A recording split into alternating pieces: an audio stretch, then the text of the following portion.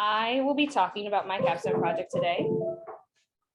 And my capstone project was trauma and its effects on teens and young adults within our Anabaptist community. So why did I choose this project? I had a couple of reasons. The first one was a presence within our community. I had seen a rise within difficult stories within our community. And so I wanted to flesh out kind of what is the presence of trauma within our community.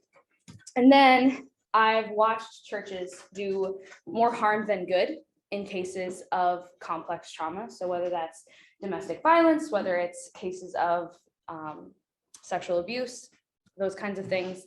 I've seen churches kind of take that and handle it in a way that is dangerous and hurtful to the ones who've experienced the trauma. And then I've also had personal experience as well with trauma and how the church handled it poorly, or I've seen it in friends and how the church has handled their stories poorly as well. So that's kind of why I had a passion for this project and chose this project as my capstone project. So what did I do? I split my project into two different major sections. The first one, I did 270 hours of research. This included reading articles, reading books, attending a seminar, interviewing survivors, and then caregivers of those who've experienced trauma. And then also writing was a big part of it. And I completed a survey, which we will flesh out later in this presentation. And then I also had the opportunity to give a larger presentation to the Anabaptist community in Pennsylvania. That video is on YouTube. If you would like to hear more, you can go watch that video. How many views now? Over 4,000. Yeah. So, and then the second half of my project was an internship at Ephrata Mennonite School. And this included working with their social emotional department in researching how to improve trauma-informed care in that community. So that included teaching classroom sessions with the school counselors, so going into the classroom and kind of teaching these social skills that are important for the Anabaptist community, observing crisis mediations or discipleship conversations with the student life coordinator, observing the classroom across the school. So I went into each classroom from grades kindergarten to 12 and observed how the teacher interacted with the class, how particular students interacted with the teacher and their classmates, and then how the classroom interacted as a whole. And then I compiled a draft of a crisis response protocol for the school itself. So what are we supposed to do within these specific situations? One of the biggest components of my project was the survey. So as I was researching, I was really curious as to what the presence of trauma was within our own community. I had seen a lot of statistics and I was not sure how that relayed into our community itself. So I created a survey and it was a simple survey. It was 10 questions and this reached 373 people from all ages, spanning 12 to 70 within Pennsylvania, the surrounding states, and then it also went into Canada as well. And so in this survey, I asked 10 different questions based off of the checklist for adverse childhood experiences. And those are kind of different traumatic experiences that a child could have experienced within their life. And as I asked these questions, approximately 1 out of 2 of the survey responses within our own community experienced a death, injury, or health issue of a loved one, or within the workplace, the school, or the church. Approximately 1 out of 3 experienced an injury that disrupted their daily life and or caused them serious emotional distress. 1 out of 4 experienced a natural disaster or a multi-casualty incident in their life. 1 out of 5 experienced an event with significant threat to children or to those involved. And then 1 out of 3 experienced a prolonged period of suffering, whether this was marital issues from their parents, bullying, different things like that. And then 1 out of 3 of the survey takers have experienced some kind of abuse in their life. So that's emotional, that's physical, that's spiritual, that's sexual abuse, any kind of abuse. And then 1 out of 8 survey takers experienced a threat to their human security. And human security is basically freedom from wanting the basic things that you need to have a solid quality of life. And then something that I did that was really interesting was I asked the question of whether or not they've experienced the presence of 2 or more mental illnesses at the same time. So this could be depression and anxiety. It could be any kind of eating disorder, any kind of personality disorders. And approximately 1 out of 2 experienced the presence of 2 or more mental illnesses at the same time.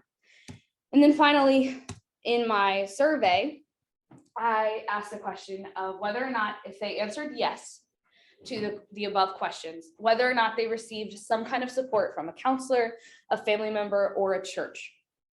And approximately 1 out of 3 of those people that had experienced some sort of traumatic event received some kind of support.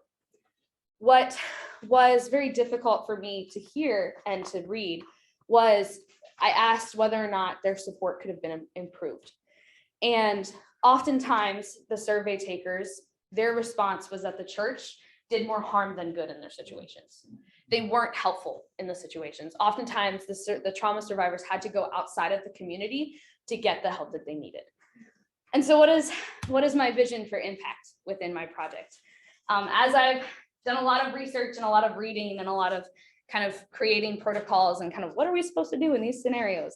This is how I want my project to impact the community. And I'm gonna read one of the verses that I included in my larger presentation, and that is Psalms 22:24, which states, "For he has not despised the scorn of the suffering of the afflicted one. He has not hidden his face from him, but has listened to his cry for help." My vision for impact for this project is to see the Anabaptist community move from condemnation and judgment and kind of brushing situations under the rug into listening to their stories, into walking alongside the suffering one and bringing them closer to Christ. The Anabaptist community has an amazing potential within the realm of trauma recovery because they're a strong community and they have strong relationships. As I was interacting with those who worked with trauma survivors or those who've experienced trauma, the common thread was that a healing relationship was what gave them the opportunity to heal from their trauma. And so the Anabaptist community has a potential because they have the people that can provide those healing relationships. But in the past, they haven't. They've scorned them, they've condemned them, they've brushed them under the rug, or they've ignored the pain that they've experienced. And so what I want to see with my project and the impact of my project is to see the community move from that stance of just ignoring what has happened because either they're scared or they're prideful and they don't want to admit that they were wrong in trusting that person within their community, and move into these situations where they can say, "I'm sorry that this happened. Let's walk alongside you to see you heal and whole." Another thing that I find as part of our vision for impact is a quote from Brad Hambrick in his book, Becoming a Church That Cares Well for the Abused. I highly recommend this book. You all should have it on your bookcase.